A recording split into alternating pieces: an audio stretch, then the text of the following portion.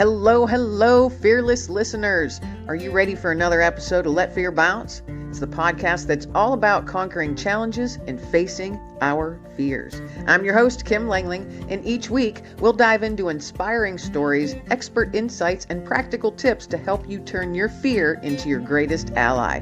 So sit back, relax, grab that cup of coffee, and let's discover how to make fear our bouncing board towards a life filled with endless possibilities right here on Let Fear Bounce.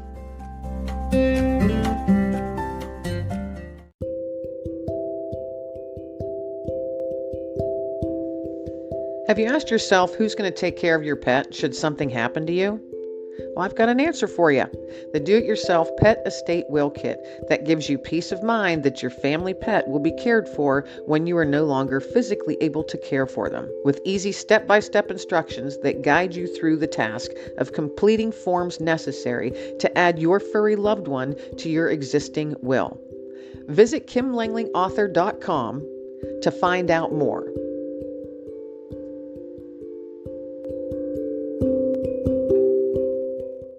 Hello, everybody. Welcome to another episode of Let Fear Bounce. This is Kim Langling, your host, and I am so happy that you're going to spend just a small part of your day with myself and Brian Sachetta.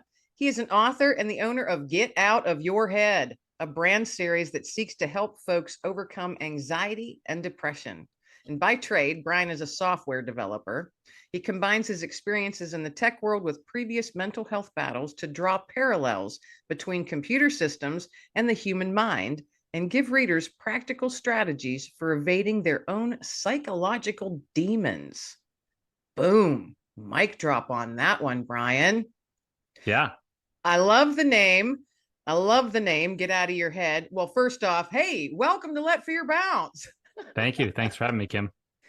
I've been looking forward to this conversation because I like your website.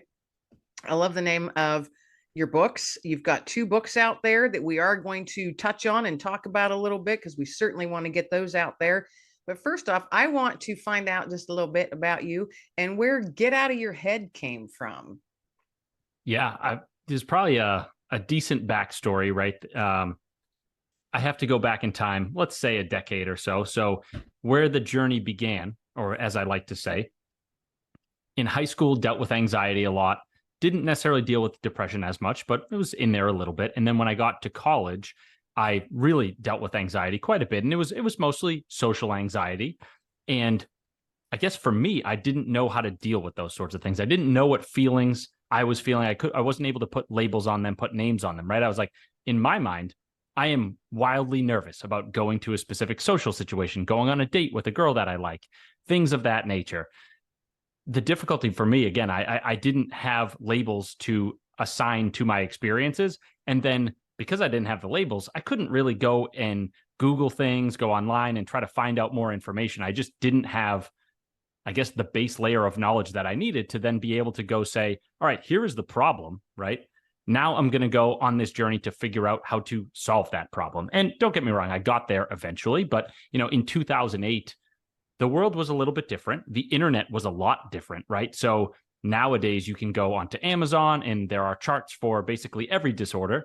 And you can say, I have OCD, I have anxiety, I have depression. And I'm just going to go buy the top 10 books on each of those, the charts corresponding to those diseases. It's possible that those charts existed, but I would guess in 2008, they were a little bit lacking. They were a little more generic, right? So here I am as an 18-year-old at college, not knowing what I'm dealing with, not knowing how to find solutions on what I'm dealing with. I would say fast forward 10 or so years, right? Where the brand came from and where that journey led to was me identifying the fact that I dealt with anxiety a lot, right? And occasionally I dealt with depression, and more so at the back half of those 10 years. But that's I guess we'll get to that story at some point. And basically just saying, okay, I'm living with anxiety. I experience it on a regular basis. I now have picked up some strategies through various outlets, whether it's, books on tape, a journal article that I read, if it was going to the psychiatrist's office and then them giving me a strategy. The process for me was basically going then to all these different social situations or even just other situations that made me nervous in my life and trying out some of those strategies. And as I as I took those tactics and applied them in my own life, I started to realize that there was a bit of a pattern, right? It was like the more that I go into my mind, the more that I ruminate on certain things, the more that I chew over scary ideas, the worse I feel. And so, get out of your head, the moniker there is basically trying to encapsulate the idea as to say, the more you think over your problems, the more you ruminate and stew on them, the worse you're going to feel. And so the idea, right, is to, in one way or another, whether it's the strategies that I outline in my books, the ones I was referring to a minute ago, or some other ones that you pick up, what we want to do when we're feeling, lousy from a mental standpoint is try to distract ourselves from the chaos swirling in our minds. So that's like the ethos of the brand. And then, I've got those 2 books that you alluded to, and then I do some blogging and podcasting and stuff like that. So all of those endeavors are part of the mission of helping folks understand how their mind works, the tricks that the mind tries to play on them, and then also discover strategies that help them get out of their own minds, put their thoughts down, get back into their bodies, and enjoy their life a little bit once again. And it's always good. And as one who lives with PTSD, I have found, and I call it my toolbox. I've picked up all kinds of tools and tricks and hacks that I just tuck on down in my toolbox and pull them out when I need them. Now, it wasn't always so easy. Like you said, back in the day, there wasn't. Well, there may have been things available. I just wasn't aware of them. And you had said the same for yourself. But also you said, when you let that chaos of your mind at times, you let that stuff, it just sits in there and stews. I've often referred to that as, or I'll say to myself out loud. I found if I say things out loud, it gives a little more power. But I'll say to myself, Kim, get that out of your head. You're giving that thought space rent free, and you're giving it power. What are you doing? And I've lived with anxiety and depression. I have had panic attacks at home and in public that just come out of nowhere seemingly and stop you in your tracks. So I understand, at least for me, I call it the toolbox, and I understand what you're talking about. I had built my toolbox up, which I'm so glad that I did. And I had mentioned earlier with panic attacks, how they seemingly come out of nowhere. Now, I know that they don't, but at the time, you feel like you're stopped in your tracks and you're stuck. And you're stuck in your head there for a second. And your chest tightens up, your jaw clenches, you sweat, you can't breathe well. You might start hyperventilating.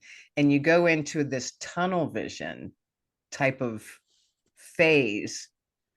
So is that something that you're familiar with, or, the seemingly out of nowhere? What are your thoughts on that? Because I know that they don't come out of nowhere, but what are your thoughts on that?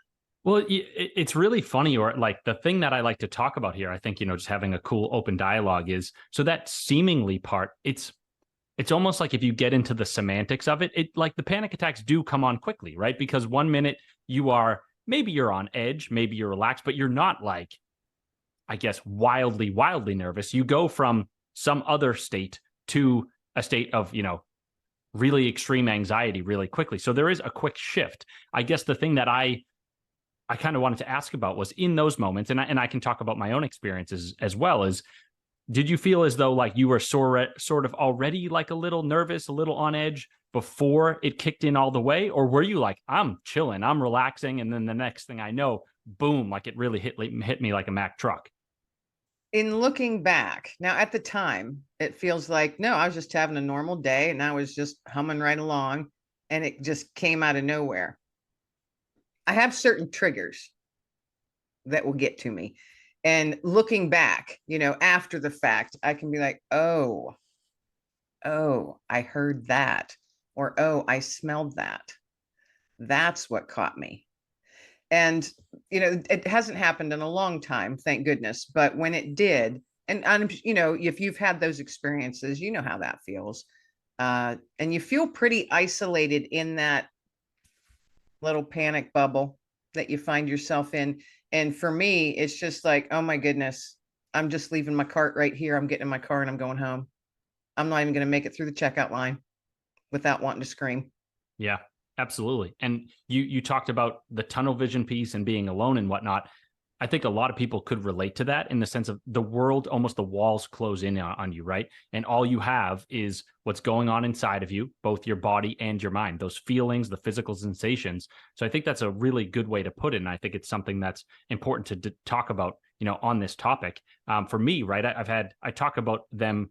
I've had two legitimate panic attacks. There are other times where I've been nervous, right? And I'm like heightened state of anxiety, but the panic attacks, I think if you've been through one, like as you said you have, Kim, it's like you really know, right? You get to this point where you lose sense of time and the ability to think straight, and you can't see as well. You have this tunnel vision and whatnot. So for me, it was, both times. So the first one, I talk about both of these in my first book. The first one, I was on a date with a girl that I liked in high school, and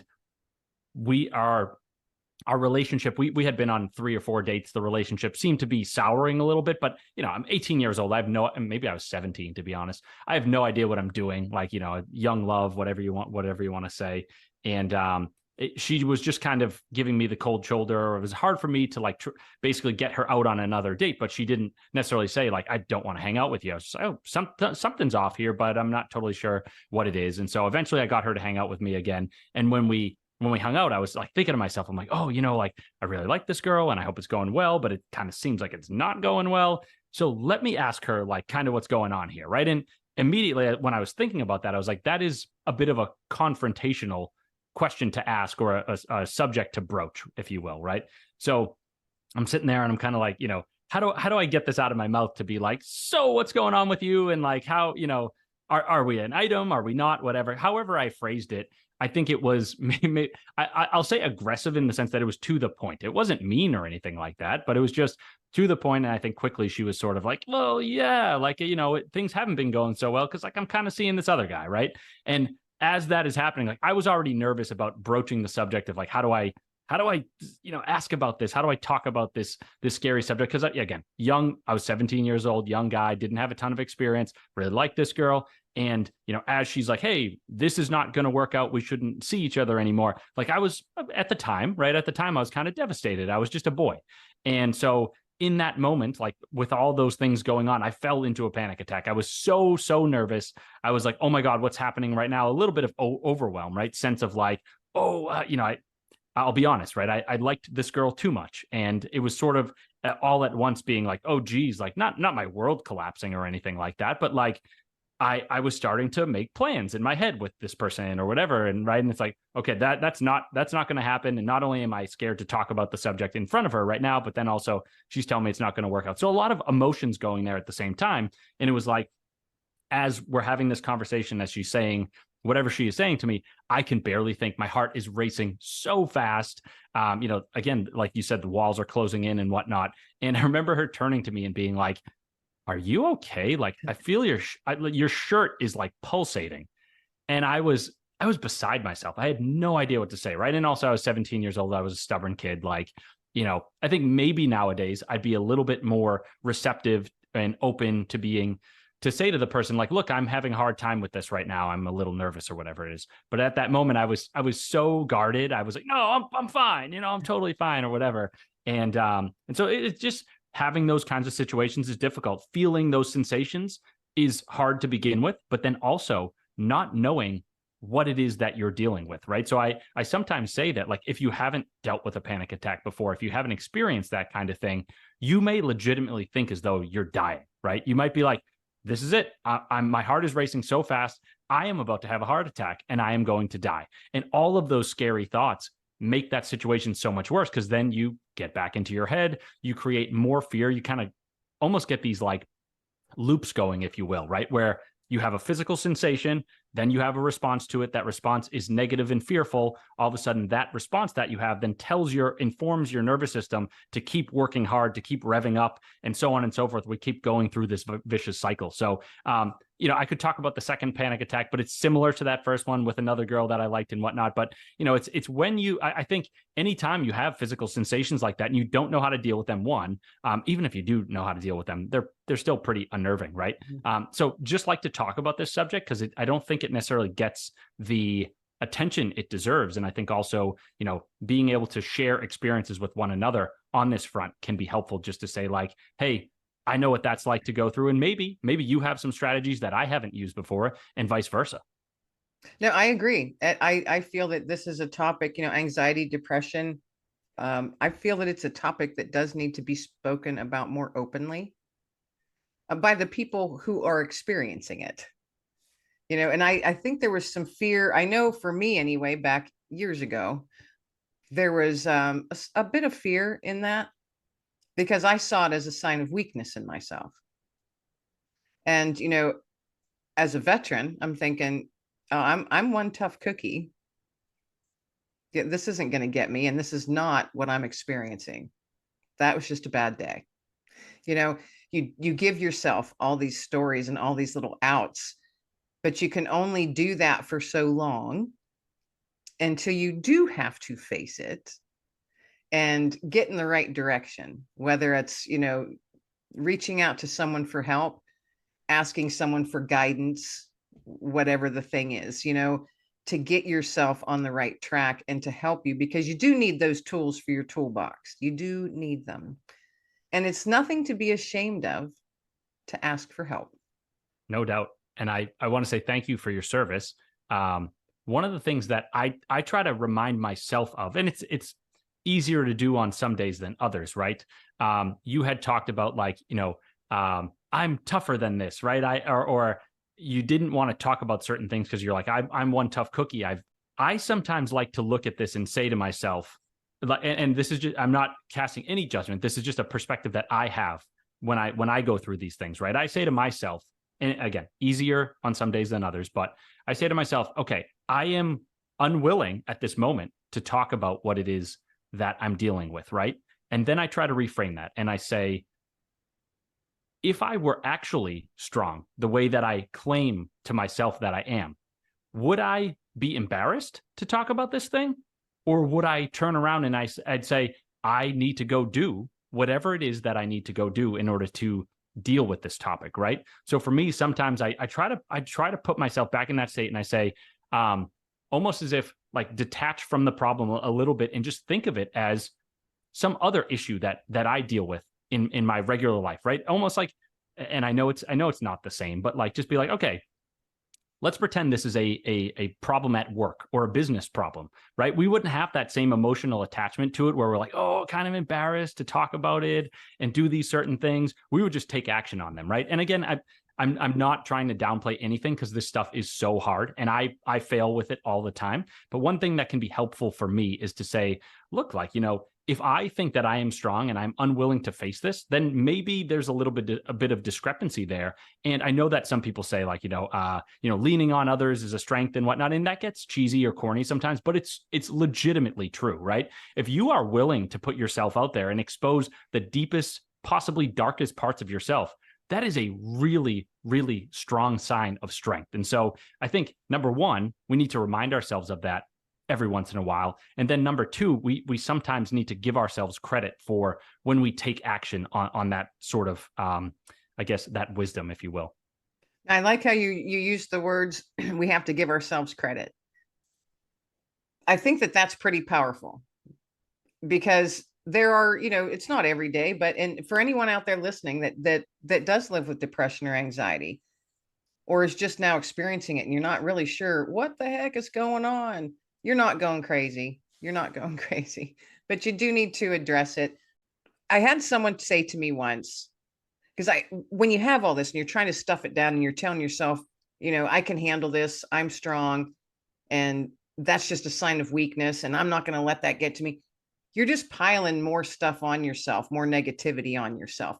And I had someone say to me once, Kim, all of the negative stuff that you say to yourself, how you're not strong enough and you can't do this, and oh, you're so weak if you think this or if you feel that, all of those negative things that you say to yourself, would you ever say those things to your daughter? And I thought, absolutely not. I would never tell my daughter that she was a loser or weak or, buck up, buttercup, suck it up. I would never do that. And then this person said to me, then why? Why on earth are you telling yourself those things? How would you react if someone was throwing all those words in your face, someone else other than you? How would that make you feel? You're doing it to yourself.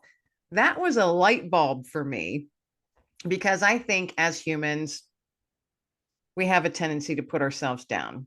You look in the mirror and you don't necessarily like what you see.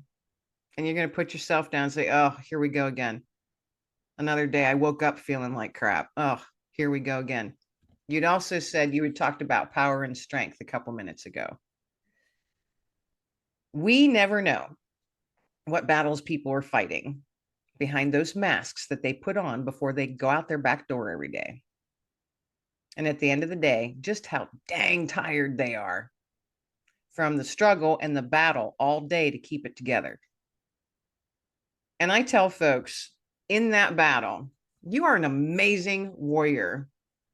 And the reason simply is because you've made it through another day. You're still here. You have a 100% success rate. Look at it that way. There's strength. There is strength in all that battling that you have to do, because if you didn't have strength, you wouldn't be able to get through another day. You have a 100% success rate of getting through the tough stuff. So rock that. Rock it. Absolutely. I honestly almost got a little emotional as you were saying that. It's so true, you know? And I think the reason why I felt that way was just that I think we can all relate to that, right? We have days where we don't want to get out of it. And there are times where we don't want to move forward, right? And just being able to go out and live life, like hold it together, as you said, right? It's really hard sometimes. But I think one of the important pieces there, this is basically just me sort of rehashing what you said, is we are doing that hard work to go out and hold it together. The problem is it's rare that we are then going back and giving ourselves credit for that, right? So I think that's something that we all could work on a little bit more. And like, you know, I talk about this at the very end of my second book is, and this is something that basically the same thing you said, right? Was we are all very hard on ourselves, and we are probably less hard on others, like probably, right? You know, in the same sense that you would talk to yourself differently than you would say talk to, you know, your child. Don't get me wrong. It's important to have standards. It's important to have goals and want to try to hit them and whatnot. But at the same time, like, we also have to have compassion for ourselves, right? Because if we don't, then all of a sudden it's like, oh my goodness, like, you know, you just don't, I guess you never get to a point of gratitude or being able to say, look, I felt like total crap and I persisted anyway. I did certain things, right? If you don't have that element of being able to say to yourself, like giving yourself that credit, then you're not going to be able to create any emotions that might then potentially help you get through the struggle that it is that you're facing. And sure, there are other ways to cultivate emotions and whatnot. But, you know, I guess the piece that I wanted to talk about was like, it is great to have standards. It's great to have those goals. But how often is it that when we are hard on ourselves, it actually leads to good things? You know what I mean? I feel like it's pretty rare. So maybe rethinking that a little bit and saying, yes, I still want to have the goals, but what I don't want to do is I don't want to be so hard on myself in pursuit of a specific goal, a specific emotion, whether it's something related to my mental health, that I've caused myself to feel worse and then, let's say, come upon an even worse outcome. I guess the goal, right, is we want to be something of a coach to ourselves, a good friend, even a best friend to ourselves, to say, look, I'm not going to sugarcoat it. You or I, what, right? If I'm talking to myself, Brian, you have fallen off track, but I'm not going to beat you up over that. I'm going to say, look, you don't want to be off track. So like, here, man, like, here's let me help put a little pep in your step. Let's get realigned with what it is that you're after and keep going. Because, you know, it's like if somebody says to us like, hey, Kim, like, you're a no good XYZ, whatever. It's like, as soon as those words come out of that person's mouth, you're like, all right, pal, see you later, you know? So I think it is important, give ourselves credit, you know, have those standards, but don't be so hard on ourselves that we decide that we want to take another path. And, you know, at the end of the day, what all of this conversation is about is just trying to usher ourselves toward those better feelings, those better outcomes that we're looking for. So any way that we can do that is great. But in my experience and in my opinion, I think that, you know, again, having a little bit more compassion for yourself and all that you go through, because let's face it, like you said, a lot of us are just struggling to hold it together. That is no small feat. So that's right. And I completely agree 100%. We've got to give ourselves credit. You got to give yourself credit. Even if you had a bad day or a good day, a bad day still holds some good moments in it that it was a win for you. And then when you have one of those good days and it's just like a big old win, you're jumping up and down like a cheerleader. Rock that stuff, man. You know what? Give yourself credit, pat yourself on the back, whatever. Go get yourself an ice cream. I don't know, whatever it is that you would do to celebrate. I don't even know why I came up with ice cream, but give yourself the credit for those wins, whether they're big or small, because it's still a win. It's still a win. And so many people I know live with or deal with anxiety, depression, maybe not on a daily basis, but it's been in their life. Maybe it's hanging out in the back room. They just haven't let it out for a while. You know, everybody at some point in their life is going to go through a depression. Everyone, because life is hard. Can be very hard. I think everyone will experience some form of anxiety. Maybe they might not recognize it for what it is. Maybe you get anxious driving across a bridge, climbing a ladder. That's anxiety. That's little forms of anxiety. You just have to recognize them for what they are. That's at least how I look at it. I have to recognize it. Before I didn't recognize it. Now I recognize it and see it for what it is. And then I know where it needs to be placed, which is not in my day-to-day thing. Yeah, I love it. I think, and we don't have to wrap here, but I think that it'll be an interesting point that I wanted to add was, so I know that you have the nuggets of wisdom, right? Or nuggets of hope. Nuggets of hope. Yes. Nuggets of hope. So what I wanted to talk about, and sorry for kind of just injecting this, but I feel like the conversation is steering there in a good way, is so the nugget of hope that I wanted to put forth was the notion that the words and the language that we use to describe our experiences often dictates those experiences, adds meaning to those experiences, right? So you talked about, okay, somebody may get anxious driving over a bridge. Somebody may get anxious, going up a ladder. If we think about that experience, right? So we can get into semantics and whatnot, and we can say anxiety is future-oriented fear, and also so it's it's basically being scared about something that isn't yet here today. Maybe we are scared in this moment, but the situation or the prospect or the thing that we are scared about is still probably not yet here today. Now, obviously, there's the whole oh, well, I was nervous about this thing for a week and now I'm finally there. But let's kind of ignore that piece for a minute, because that's the anxiety that we then brought into the event, right? But so it's basically if anxiety is future-oriented fear, and also we want to say that anxiety is, it has that sort of clinical element where basically it is fear that prevents you from doing the things that you want to do and living the life that you want to live, right? So some people will say, what is the point at which, I get nervous, but when does that nervousness tip into, me having an anxiety disorder? The disorder piece is, I am unable to live my life the way that I want to because this specific emotion is holding me back. So if I go back to that nugget of hope, right, is basically saying that, okay, the way we describe our experiences can essentially add meaning to them and almost shape them in the way that we describe them. If I am on a ladder and I am saying I am anxious, that is a very, very strong emotion when I'm only on the ladder for maybe a minute, maybe 30 seconds, whatever it is.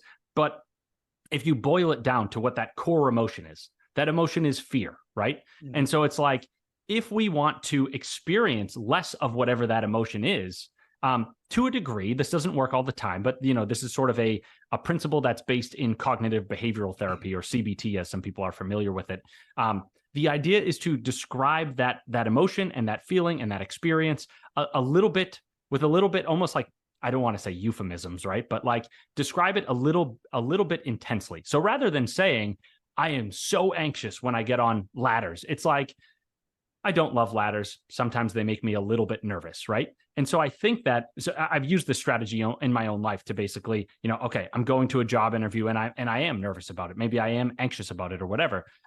But if you go into that situation, you say, these kinds of things are the worst things in my life, and every time I go on a job interview, I have soul-crushing, overwhelming anxiety, you are creating more of that emotion and that experience inside your body, right? So one of the things that, this wisdom, this nugget of of hope that I wanted to put forth to people was try out the idea of describing some of the things that you face with a little bit more optimistic or positive language, and see if that doesn't change the way that those experiences then appear in your own life, and the way that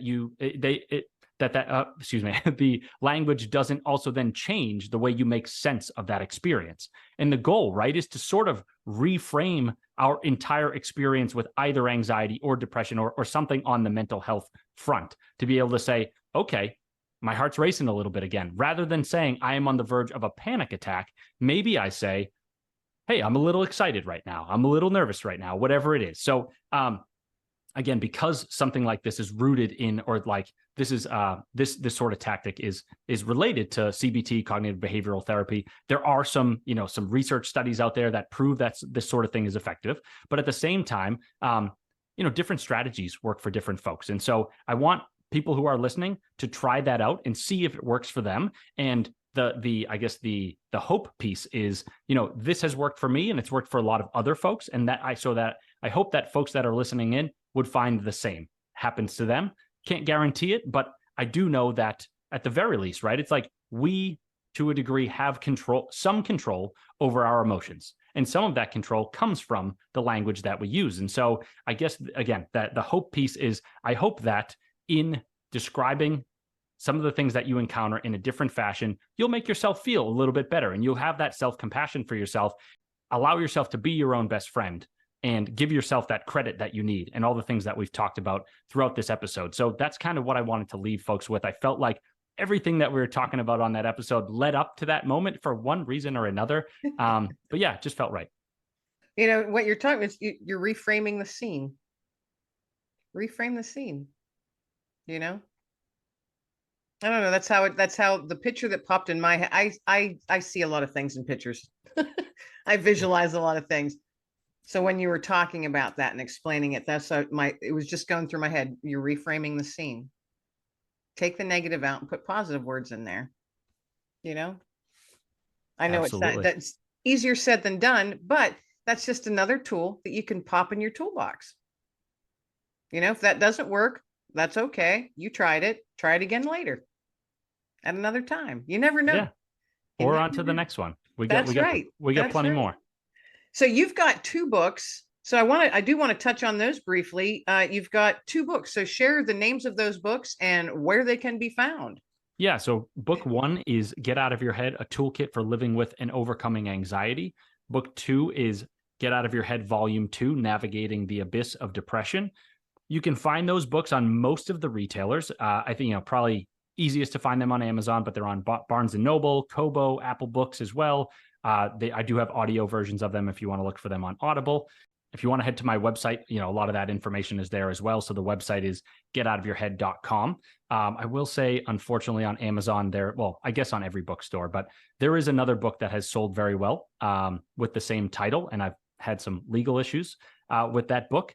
But so basically, like, if you find a different book by a non-male author, you will know it's not me, I hope.